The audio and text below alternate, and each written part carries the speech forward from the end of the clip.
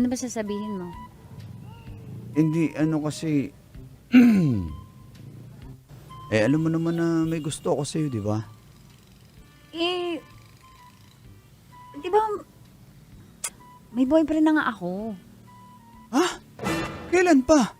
Sorry kung late ko nasabi. Eh, para lang hindi ka na mag-expect. Teka lang, baka gawa-gawa mo lang yan para... Kaya wag Para mo na umiwas akong sa akin. lapitan, Milo. Kaya tama na. Hindi yung totoo. Ba't naman ako magsisinungaling? May boyfriend na nga ako, si Dudes. Ayan. Ah. Hubad kami kahapon. Tingin? Ayan hubad. Nag-order.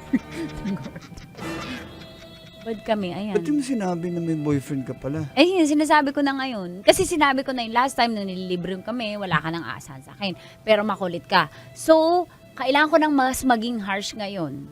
May boyfriend na ako, taken na ako, so wala ka ng pag-asa. Pasensya ka na, Milo.